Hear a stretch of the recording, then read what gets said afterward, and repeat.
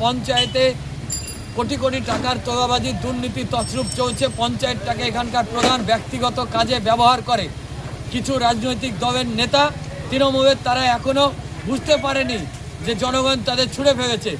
আমরা নিশ্চিতভাবে বলছি, যদি আজকের এই সমস্যা যে আলোচনা হলো আগামী 3 থেকে 4 দিনের মধ্যে তার সঠিক রেজাল্ট না পাওয়া যায়, পঞ্চায়েত যদি কাল থেকে সোজা হয়ে না চলে, তাহলে দিল্লির ধর্মেন্দ্র প্রধান শিক্ষামন্ত্রীর যা অবস্থা হয়েছে, এখানকার পঞ্চায়েতের প্রধানকে তার জন্য প্রস্তুত থাকতে হবে।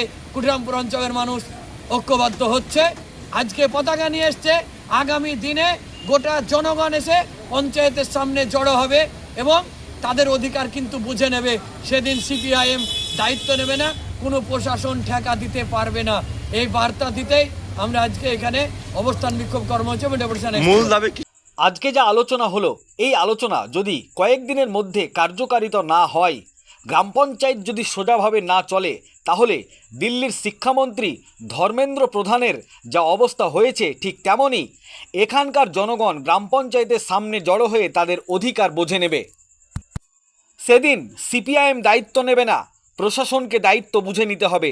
দিল্লির আন্দোলনের মতো প্রধানকে পদত্যাগ করতে হবে।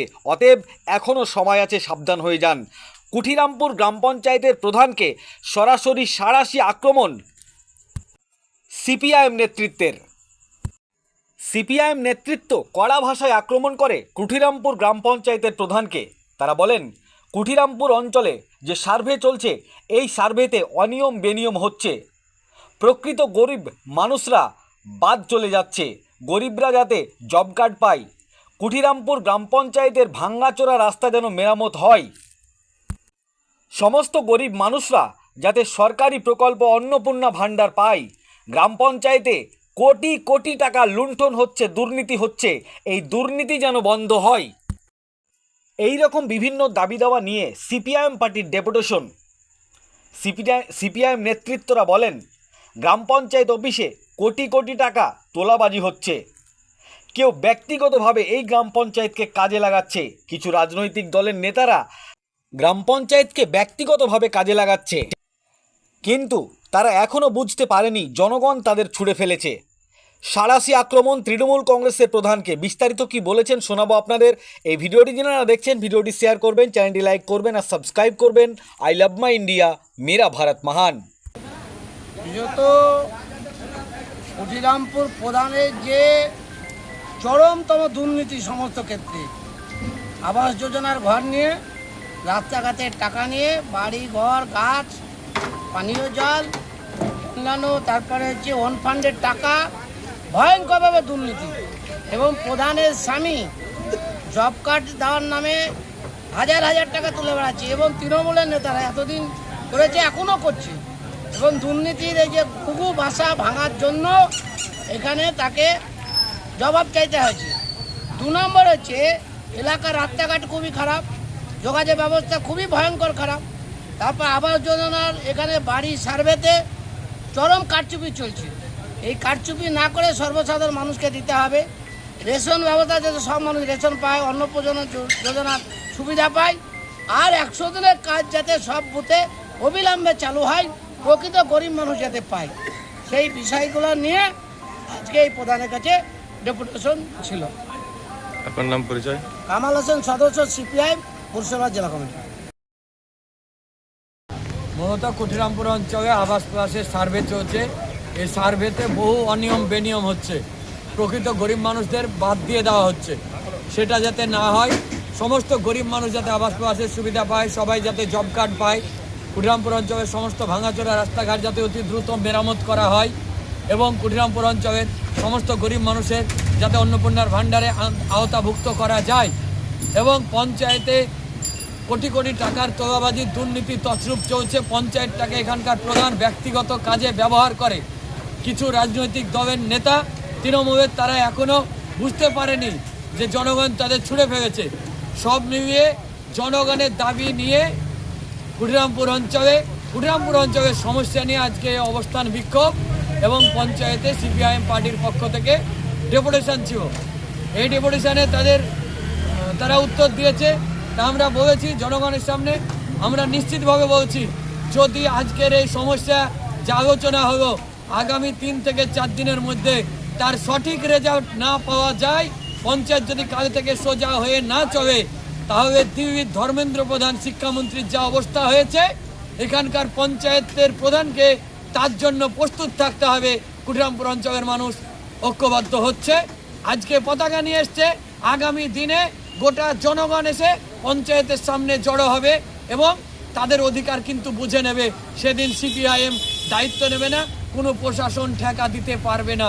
এই বার্তা দিতেই আমরা আজকে এখানে অবস্থান বিক্ষোভ কর্মসূচি এবং ডেপুটেশন। মূল দাবি কি ছিল আপনাদের? মূল দাবি হচ্ছে আবাস প্লাসের সমস্ত গরিব মানুষের যোগ্য ব্যক্তিদের নাম অন্তর্ভুক্ত করতে হবে, সমস্ত গরিব মানুষকে জব কার্ড দিতে হবে, সার বীজ বিষে কালোবাজারি বন্ধ করতে হবে। আমার সমাধানের নামে রাস্তাঘাটের প্রচুর তোলাবাজির দুর্নীতি হয়েছে, সে টাকায় কোথায় গেল তার তালিকা জনগণের সামনে টাঙাতে হবে। আগামী দিনে পাটের দাম যে অবস্থা পড়ছে, সরকারকে পাটের দাম ন্যূনতম মূল্য সহায়ক মূল্য দিতে হবে, তার জন্য পঞ্চায়েতকে তার ভূমিকা পালন করতে হবে। সরকারের মাধ্যমে পঞ্চায়েতের মাধ্যমে জনগণের পাট কিনতে হবে। এদিকে ড্রেনগুলো অবস্থা খারাপ, বর্ষায় মাছি মাছা খারাপ অবস্থা, এগুলোকে সংস্কার করতে হবে। আগামী দিনে সর্বোপরি কুটিরামপুর অঞ্চলে যে অরাজকতা চলছে সেটাকে বন্ধ করাই আমাদের মূল লক্ষ্য উদ্দেশ্য ছিল। সেটার সদুত্তর দিতে পারেনি। শেষ অব্দি প্রধান বলছে কাঞ্চনকে দায়িত্ব দিয়েছে। কাঞ্চনকে বুথে একটা রাজনৈতিক দলের লোক প্রধান এটা কি করে ওই বুথ ওর উপর চালাতে পারে? যেহেতু ওই বুথে মেম্বার নেই, প্রধানের কর্তব্য হচ্ছে ওখানকার জনসাধারণকে নিয়ে গ্রাম সংসদ সভা করে ওখানকার স্কিম তুলে নিয়েছে, লাইট হোক, রাস্তা হোক, টিউবওয়েল হোক, সেখানকার পরিকল্পনা তৈরি করে প্ল্যান করে কাজ তৈরি করা। তো সেটা না করে প্রধান আর যেটুকু কাটমানি দরকার সেটুকু ওখানকার নেতাদের কাছে কাটমানি নিয়ে ইচ্ছা মতো স্কিম প্ল্যান তৈরি করে কাজ বিপদ না করে টাকা খাওয়ার রাস্তা দিক তৈরি করছে। সর্বশেষ যেটা আমরা আরেকবার মনে করলাম প্রধানকে, আপনার চেয়ারের মর্যাদা আপনি রাখেন, নচেত যদি আমরা আজকে হয়তো রাজনৈতিক দলের প্রতিনিধি হয়ে যাচ্ছি, এর পরবর্তীতে রাজনৈতিক দলের প্রতিনিধি না, কুটিরামপুর অঞ্চলের জনসাধারণ হিসেবে আমরা আসবো। যেহেতু পুরো স্টাফকে ওর আমি ইচ্ছা মতো চালাচ্ছে, যেহেতু প্রধানের স্বামীর দলদাস থেকে কুটিরামপুর অঞ্চলের স্টাফেরা দলদাসে পরিণত হয়েছে, সেটা প্রধানকে জবাব দায়ভার নিতে হবে। তো প্রধান বলল সেটা দেখছি, এর পরবর্তীতে যাতে ওর স্বামী পঞ্চায়েতে এসে অফিসে দাদাগিরি যাতে না করতে পারে তার ব্যবস্থার জন্য ওকে ব্যবস্থা করতে বললাম।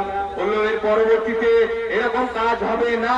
যদি এর পরবর্তীতে ওর স্বামী এসে পঞ্চায়েতে দালালি করে কিংবা কোনো থেকে দালালি করে, জনসাধারণ গিয়ে তাকে অফিসে ঠ্যাঙ্গান কিংবা রাস্তাঘাটে যেখানে পাবে সেখানে পুনরায় গণ ঢালাই দিন ও দালালি বন্ধ করতে এই প্রধান ওর নিতে হবে। তো প্রধান বললো এর পরবর্তীতে যাতে আমার চেয়ারের অপব্যবহার না হয় তার দেখভার আমরা নিব, না হলে ওকে ভগবানগোয়া পঞ্চায়েতের প্রধানের মতন ওকে কিংবা দিল্লির ধর্মেন্দ্র প্রধানের মতন, কেন্দ্রীয় শিক্ষামন্ত্রীর মতন ওকে যে ছাত্র যুবরা আন্দোলন করে ওই ন্যায্য দাবি যে আদায় করেছে সেরকম দাবি দাওয়া নিয়ে আন্দোলন করে ওকে সেরকম ভাবে পদত্যাগ করে আমরা ছাড়বো। এই বলে আমি শেষ করছি। ইনকিলাব জিন্দাবাদ। পরবর্তীতে এই জব কার্ডের নামে প্রধান তার স্বামীকে দিয়ে কোন বুথে টাকা না তুলতে পারে তার ব্যবস্থা প্রধানকে গ্রহণ করতে হবে, সেটা বললে দেখছি। আর একটা কথা, যাদের ঘরের পাওয়ার মতন যোগ্য ব্যক্তি জব কার্ড নাই, তারা হয়তো প্রধান কিংবা সেই বুথের মেম্বাররা বিরোধী দল করার জন্য বলছে জব কার্ড নাই, ঘর হবে না। সেক্ষেত্রে ইঞ্জিনিয়ার যদি বলল না সে ব্যক্তি ঘর পাবে, অপরের কথা শুনে লাভ নেই। সেসব ব্যক্তিরা অফিসে এসে যোগাযোগ করবেন এবং কাউরির দ্বারাই অফিসে এসে তার নাম কাগজে লিখে পাঠাবেন গ্রামের নাম দিয়ে, অফিস ইনকোয়ারি করে তার আওয়াজ প্লাস ঘরের আওতায় আনার ব্যবস্থা করবে।